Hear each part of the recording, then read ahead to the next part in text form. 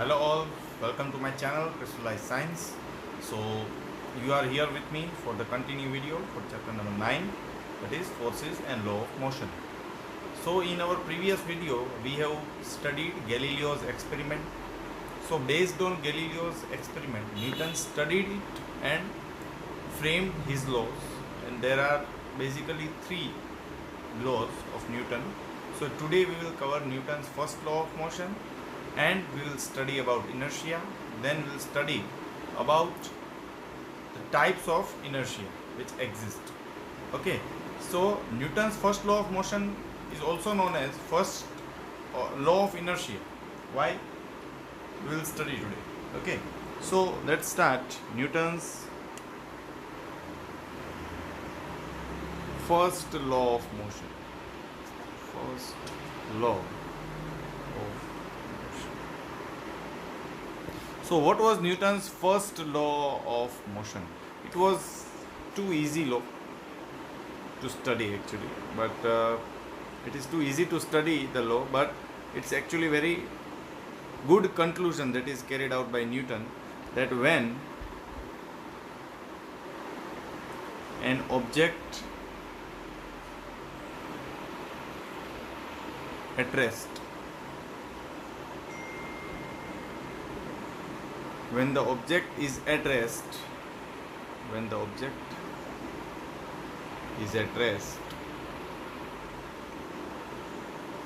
will remain rest, or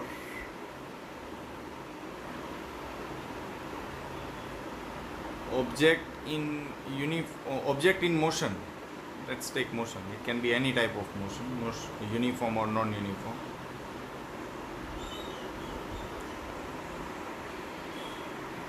Will remain in motion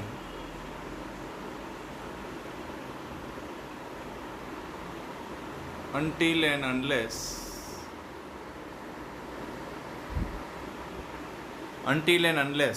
तो ये इतना स्टेटमेंट क्या बोलना चाहता है कि एक ऑब्जेक्ट है वो रेस्ट में रहेगा, अगर वो रेस्ट में है तो पहले, और अगर वो मोशन में है तो मोशन में ही रहेगा अनटिल एंड अनलेस कुछ एक्सटर्नल चीज़ अप्लाई होगी। तो वो एक्सटर्नल चीज़ है क्या, वो हम देखेंगे। Until and unless an external unbalance force acts on it, ऐसा था पूरा लो। मतलब कि कोई भी एक ऑब्जेक्ट है वो अगर रेस्ट में है, मतलब वो मूव नहीं हो रही, उसकी स्पीड ज़ीरो है या वेलोसिटी ज़ीरो है, तो उसकी वेलोसिटी ज़ीरो ही रहेगी, ठीक है। या फिर कोई एक ऑब्जेक्ट है वो यूनिफॉर्मली ट्रैवल कर रहा है, मतलब सेम स्पीड से ट्रैवल कर रहा है टाइम के साथ, तो वो सेम स्पीड से ही ट्रैवल करेगा। कब तक ट्रैवल करेगा? जब तक हम उसके ऊपर एक अनबैलेंस फोर्स लगाएंगे। ये अनबैलेंस फोर्स क्या है, मैं आपको रिवाइज करवा देता हूँ। अनबैलेंस फोर्सेस या अनबैलेंस फोर्स, ठीक है, ये एक ऐसी चीज़ है जो एग्जिस्ट करती है अनइक्वल मैग्नीट्यूड के साथ। If you remember unbalance force definition, the force which are unequal in magnitude but act on a opposite direction, ठीक है, तो उसको हम अनबैलेंस फोर्स बोलते हैं, ठीक है। हम इसे एक एग्जाम्पल से समझेंगे। अनबैलेंस फोर्स का net resultant force non zero होता है, ठीक है। जैसे बैलेंस फोर्स है, ये ऑब्जेक्ट एक यहाँ पे है, वो मूव नहीं हो रही है। क्यों नहीं मूव हो रही है? क्योंकि +5 न्यूटन यहाँ से आ रहा है और -5 न्यूटन ऑपोजिट डायरेक्शन में, तो रिजल्टेंट फोर्स ज़ीरो। पर अनबैलेंस फोर्स में ऐसा नहीं होता है, एक ही डायरेक्शन में फोर्स होता है, या फिर एक डायरेक्शन में ज़्यादा होता है, दूसरे डायरेक्शन में कम होता है, तो एक तरफ वो फोर्स मूव करता है। इसलिए रिजल्टेंट जो फोर्स है उसकी वैल्यू नॉन ज़ीरो होने वाली है, ठीक है। तो न्यूटन ने क्या बताया भाई कि एक ऑब्जेक्ट रेस्ट में है तो रेस्ट में रहेगी, और एक ऑब्जेक्ट मोशन में है तो मोशन में रहेगी। कब तक रहेगी? जब तक हम उसके ऊपर कोई अनबैलेंस फोर्स ना लगाए, तब तक वो ऐसे ही रहेगी, ठीक है। चलो एक एग्जांपल से समझते हैं तो सब कुछ क्लियर हो जाएगा, ठीक है। Let's take one example. See, there is one object that we have to move, और अभी ये रेस्ट में है। किस पोजीशन में है? रेस्ट में है। रेस्ट है मतलब इसकी वेलोसिटी क्या है? ज़ीरो। वेलोसिटी ज़ीरो है, उसका मतलब क्या होगा आप सोच सकते हो। अब देखिए, ये रेस्ट में है, वेलोसिटी ज़ीरो है, तो ये अभी मूव करेगी नहीं करेगी ना। आपकी बाइक है, वो आपके पार्किंग में खड़ी है, वो कभी मूव कर सकती है? नहीं कर सकती है, राइट। वो it can not move from your parking until and unless you accelerate और you start the bike will not move. So that is told by Newton that the object was initially at rest, so it will remain at rest. ठीक है, अभी हम आगे जाते हैं कि ये ऑब्जेक्ट है, एक दूसरी ऑब्जेक्ट है, ठीक है, वो ऐसे मूव हो रही है, उसकी स्पीड है 5 मीटर पर सेकंड और वो यूनिफॉर्मली मूव कर रही है। तो वो 5 मीटर पर सेकंड से ही वो आगे बढ़ेगी, मतलब यहाँ पे भी वो 5 मीटर पर सेकंड से ही आगे बढ़ेगी। तीसरी सेकंड में भी 5 मीटर पर, तीसरी सेकंड यहाँ पे भी उसकी स्पीड सेम, यहाँ ये पॉइंट पे भी उसकी स्पीड सेम। पर उसकी स्पीड कहाँ तक सेम रहेगी? मैंने यहाँ पे एक external unbalance force externally apply किया, तब तक उसकी स्पीड सेम ही रहेगी। ठीक है, अब आप ऐसा सोचिए कि आपने बाइक स्टार्ट कर दी है, ठीक है, और आपने जो आपका बाइक का एक्सीलरेटर है, आप ऐसे सोचो कि कार का जो एक्सीलरेटर है उसके ऊपर आपने एक स्टोन लगा दिया है।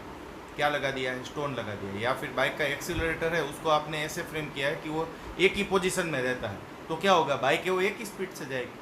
सपोज 20 मीटर पर सेकंड यूनिफॉर्मली जा रही है, पर बाइक का लीवर किसके हाथ में होता है? हमारे हाथ में होता है। ठीक है, तो हम क्या करते हैं, एक अनबैलेंस फोर्स के ऊपर अप्लाई करते हैं। डिपेंड्स कि रोड पे कितना ट्रैफिक है, तो हम एक्सेलरेट करेंगे या फिर डी एक्सेलरेट करेंगे या रिटार्ड करेंगे। समझ में आ रहा है? So an object will remain at rest और in uniform motion until and unless which force is applied to it, unbalanced force is applied to it. In short, object अपना इनिशियल मोशन है वो स्टोर करके रखती है। कब तक store करके रखती है? फिर वो रेस्ट हो तो भी ठीक, मोशन में हो तो भी ठीक। कब तक वो स्टोर करके रखेगी? जब तक आप उसके ऊपर कोई एक्सटर्नल फोर्स नहीं लगाओगे, तब तक वो रेस्ट या फिर मोशन में रहेगी। ठीक है, I think now it is clear. और हाँ, दूसरी चीज़, Newton's first law of motion is also known as law of inertia. याद रखना, तो लॉ ऑफ इनर्शिया पूछा जाए तो आपको यही लॉ लिखना है। और मैंने जो आपको पहले स्टेटमेंट बताया वही न्यूटन का लॉ है। ठीक है, अभी हम आगे जाते हैं। Will study about inertia and types of inertia.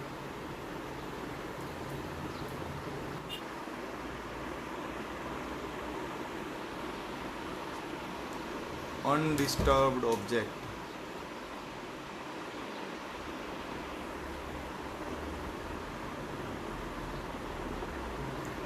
to resist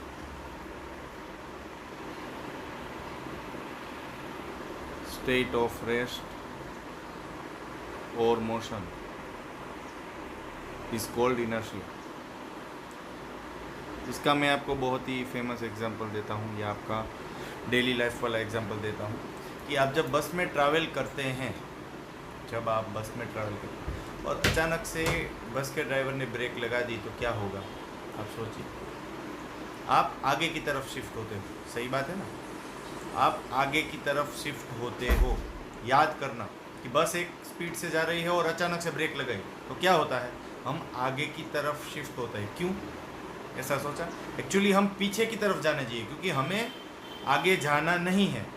ठीक है, पर वो पर्सन है, वो कैसा फोर्स एक्सपीरियंस करता है? पीछे की तरफ। एक्चुअली करना चाहिए, पर ऑपोजिट डायरेक्शन में वो फोर्स एक्सपीरियंस, रियलिटी में ऑपोजिट डायरेक्शन, मतलब कि वो रेजिस्ट कर रहा है, उसको आगे की तरफ पहले जा रहा था तो उसने रेजिस्ट किया, वो अभी आगे की तरफ ही जाना चाहता है, पीछे की तरफ नहीं जाएगा। फिर से मैं आपको एक वही एग्जांपल रिपीट करता हूँ कि एक बस चल रही है, ड्राइवर ने अचानक से ब्रेक लगाई, तो आप खुद है वो आगे की तरफ शिफ्ट होते हो। क्यों?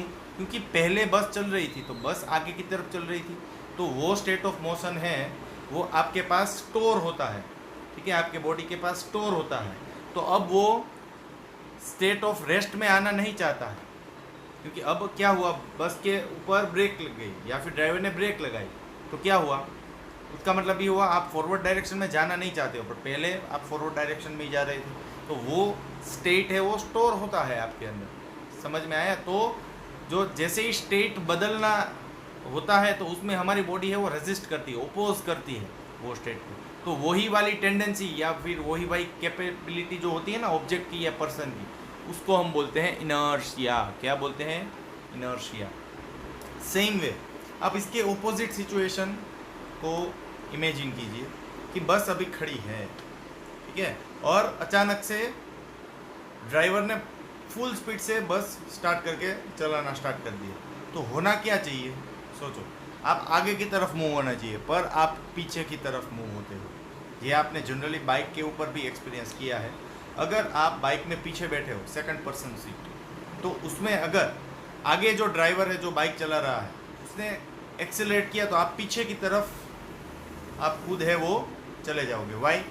क्योंकि आप पहले रेस्ट में थे, तो अभी वो बॉडी है जो मोशन में आना चाहती है उसको रेजिस्ट करेगी। समझ में आ रहा है? So the tendency of undisturbed object, एक ऑब्जेक्ट है वो अनडिस्टर्ब्ड होता है, मतलब वो एक इनिशियल स्टेट में होता है, उसको वो रेजिस्ट करेगा, या फिर वो स्टेट ऑफ रेस्ट को रेजिस्ट करेगा या फिर वो स्टेट ऑफ मोशन को रेजिस्ट करेगा।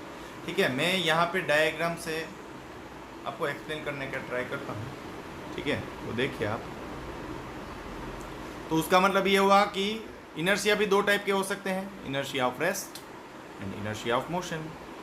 कैसे, वो मैंने आपको बता दिया और एक एग्जांपल लेके भी बताएंगे, ठीक है।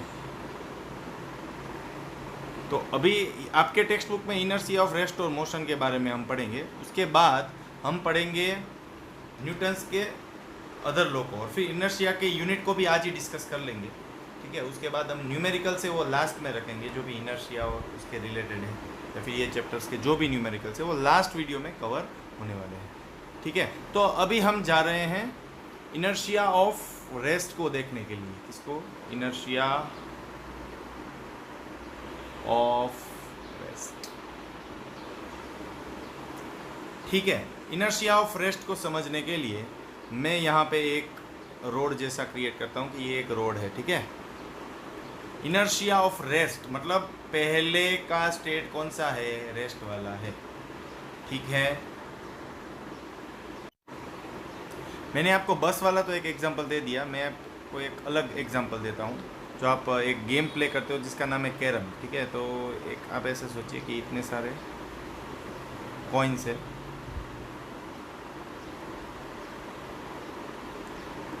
ठीक है, और एक स्ट्राइकर से मैं ये कैरम की एक कॉइन को हिट कर रहा हूँ। एक स्ट्राइकर है वो यहाँ पे है, ठीक है। तो ये स्ट्राइकर से मैं हिट कर रहा हूँ, कोई भी एक कॉइन को मैं हिट करना चाहता हूँ, ठीक है। तो मैंने क्या किया, मैंने उसको हिट किया, मैंने इसको हिट किया, तो क्या होगा आप सोचिए। इसके बाद इसकी हालत क्या होगी? तो ये कॉइन है वो बाहर शिफ्ट हो जाएगा। क्या होगा? ये कॉइन है वो बाहर शिफ्ट हो जाएगा। ये कॉइन है वो तो बाहर शिफ्ट हो गया। आपने क्या सोचा होगा कि भाई सभी कॉइन से वो शिफ्ट होने चाहिए, बाहर होने ही चाहिए ना, क्योंकि मैंने तो ये पूरे बिल्डिंग को फोर्स लगाया है। मतलब बिल्डिंग किसका है? कॉइन का बिल्डिंग है, तो पूरे के पूरा जो बिल्डिंग है वो गिर जाना चाहिए, या फिर ये पूरे के पूरा जो कॉइन है उसके ऊपर मोशन लगना चाहिए। पर होता क्या है, ये एक जो कॉइन था वही उस स्ट्राइक होके बाहर निकल गया। तो उसका मतलब क्या हो जाएगा कि ये जो पूरे कॉइन से वो नीचे की तरफ शिफ्ट हो जाएंगे। तो अब डायग्राम कैसे हो जाएगा आप देखना। ये तो निकल गया है, तो अभी आप काउंट करो कितने कॉइन है। See, we will count the coins. 1, 2, 3, 4, 5 and 6 coins are there, and 6th coin is here. Then now how many coins are left? You can easily predict how many coins are left. You can guess. Strike करने के बाद अब सिर्फ 5 ही coin बचेंगे। 1, 2, 3, 4 और 5। ये first, second, third, fourth और 5। तो ये क्या हुआ आप सोच सकते हो। देखो ये पांचों कॉइन ने कौन सा इनर्शिया एक्सपीरियंस किया? Inertia of rest. समझ में आ गया? तो इनर्शिया ऑफ रेस्ट में थे, इसकी वजह से ये 6th जो कॉइन था उसने अपनी पोजीशन चेंज कर ली, एक ही मोशन में आया। बाकी सब रेस्ट में थे तो वो सब मोशन में नहीं आए। एक्चुअली आना चाहते थे पर वो आए नहीं, उन्होंने रेजिस्ट किया। मोशन को। समझ में आ रहा है कि नहीं? Right, so this example is clear. उसके साथ में और एक बार आपको बस वाला एग्जाम्पल भी देता हूँ। देखिए, आप जब बस में जा रहे हो और बस अचानक से स्टार्ट हो रही है, तब आप आगे की तरफ नहीं शिफ्ट होंगे, तब आप पीछे की तरफ शिफ्ट होंगे। ठीक है, तो this is an example of inertia of rest. Okay, तो रीज़न क्या है कि आप आगे की तरफ नहीं और पीछे की तरफ शिफ्ट हुए? देखो, पहले बस रेस्ट पोजीशन में थी, ठीक है, और आप भी रेस्ट पोजीशन में थे, और अचानक से बस स्टार्ट हुई तो स्टेट ऑफ मोशन चेंज हुआ ना। ठीक है, मतलब अब आपका बॉडी है वो मोशन में आना नहीं चाहता है, वो रेस्ट में ही रहना चाहता है। तो पहले बैकवर्ड पोजीशन में थी, इसलिए अभी भी आपका बॉडी है वो बैकवर्ड की तरफ शिफ्ट हो गया। ठीक है, now we will directly move to inertia of motion. ठीक है, तो इनर्शिया ऑफ मोशन को समझने के लिए हम एक दूसरा एग्जाम्पल लेने वाले हैं कि भाई वो पहले की चीज़ें वो मोशन में ही होती है, तो वो मोशन में ही रहना चाहेगी, वो रेस्ट में आना नहीं चाहेगी। ठीक है, तो हम उसका एग्जाम्पल अब देखिए। इनर्शिया ऑफ मोशन को समझने के लिए मैं आपको दो एग्जाम्पल दूंगा, मतलब एक ही एग्जाम्पल के दो पिक्चर्स है डिफरेंट। देखिए, यहाँ पे एक स्लोप है, वो कोई भी एंगल में है, ठीक है, सेम स्लोप मैंने यहाँ पे बनाया है, पर मैंने यहाँ पे स्टॉप लगाया है, एक वुडन ब्लॉक लगाया है जो स्टॉप करेगा। ठीक है, और ये स्लोप के ऊपर मैंने ऐसा एक ट्रायंगुलर अरेंजमेंट रखा है जिसके अंदर मैंने डिफरेंट बॉल्स रखे हैं ब्लू कलर के। ठीक है, आपको दिख रहे होंगे, 1 2 3 4 और 5 बॉल्स रखे हैं। तो क्या होगा आप सोच सकते हो, ये है वो रोल होके नीचे चला जाएगा, मतलब ये अभी मोशन वाले स्टेट में है। कौन से स्टेट में है? मोशन स्टेट में। अभी मैं क्या करूँगा, यही अरेंजमेंट को मैं यहाँ पे रखूँगा, same arrangement I will keep over here. Okay, तो अब क्या होगा, तो अब ये ट्रायंगल है वो रोल तो होगा। व्हाट इज़ योर एक्सपेक्टेशन और व्हाट इज़ योर गेसिंग? देखिए, पर इसमें थोड़ा बहुत चेंज आएगा, 1 2, ठीक है, 5 बॉल बना लिए, तो ये भी रोल तो होगा नीचे की तरफ, पर यहाँ पे आके स्टॉप हो जाएगा ऑब्वियसली। पर 2 बॉल है वो बाहर चले जाएंगे, तो ये क्या हुआ? एक्चुअली यहाँ पे सभी बॉल है उसको रेस्ट मोशन गेन कर लेना चाहिए, पर 2 बॉल थे उन्होंने जो रेस्ट वाला जो स्टेट था उसको रेजिस्ट किया। तो ये वाले कंसेप्ट का नाम क्या है? Inertia of motion. देखिए, यहाँ से रोल हुआ तो सभी बॉल से वो नीचे आ जाएंगी, पर यहाँ पे जैसे ही मैंने ब्लॉक लगाया, उसका मतलब अभी मैं ये ट्रायंगल को रेस्ट में लाना चाहता हूँ। ये मैंने ब्लॉक क्यों लगाया है? सोचिए, वो ये जो ब्लॉक है वो ये ट्रायंगल को रेस्ट में लेके आएगा, पर क्या होगा, उसमें से 2 बॉल है वो बाहर निकल जाएंगे। क्यों बाहर निकले? क्योंकि उसका पहले का मोशन था, वो मोशन मतलब उसका पहले का स्टेट था वो मोशन वाला था, तो अभी भी वो सेम स्टेट में रहना चाहता है, वो रेजिस्ट कर रहा है, अभी के रेस्ट वाले स्टेट को रेजिस्ट कर रहा है और वो मोशन में ही रहना चाहता है। So that is known as inertia of motion. इसको फिर से एक एग्जांपल आपको देता हूँ कि आप अगर बस में जा रहे हो और पहले से ही आपकी बस चल रही है और ड्राइवर ने ब्रेक लगाई, तो आप आगे की तरफ मूव होते हो। क्यों आगे की तरफ मूव होते हो? क्योंकि पहले आप आगे की तरफ मूव हो रहे थे। एक्चुअली ब्रेक लगाए उसका मतलब आपको वो डायरेक्शन में नहीं जाना है, तो आप पीछे की तरफ जाने चाहिए, पर रियलिटी में आप आगे की तरफ जाते हो। सो that is also an another example of inertia of motion. You can write along with it. Okay, so there are 2 types of inertia: inertia of rest and inertia of motion, that you have studied in today's video. Now, what is the inertia? Actually उसकी definition, आपको सिर्फ inertia पूछा जाए तो मैंने आपको एक definition दे दी, पर मास के टर्म्स में inertia की डेफिनेशन है क्या? बहुत ही सिंपल है. See, the measure of tendency, the measure of tendency of object depends on mass. ये इसका मतलब क्या हुआ? इसका मतलब ये हुआ कि इनर्शिया है वो पूरे के पूरा ऑब्जेक्ट के मास के ऊपर डिपेंड होता है. बड़ी ऑब्जेक्ट तो इनर्शिया ज़्यादा, छोटी ऑब्जेक्ट तो इनर्शिया कम.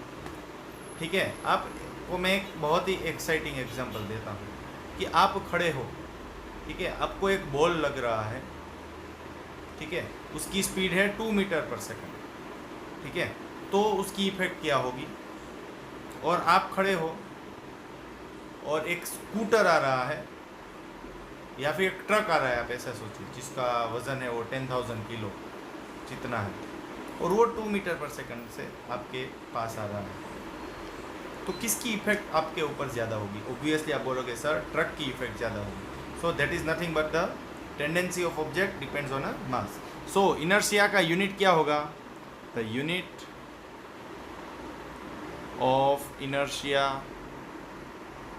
इज किलोग्राम और ग्राम, क्योंकि inertia is nothing but unit of mass, sorry measure of mass. कितना मास का मेज़र है वही इनर्शिया देगा। तो किसके ऊपर इनर्शिया ज़्यादा लगेगा? ज़्यादा मास वाली चीज़ के ऊपर ज़्यादा इनर्शिया लगेगा। It's too simple to understand. Okay, so here I am ending my video. Hope you all have enjoyed the video. So do like the video, subscribe my channel, and do recommend the channel if you feel that the channel is too educative for you. Thank you.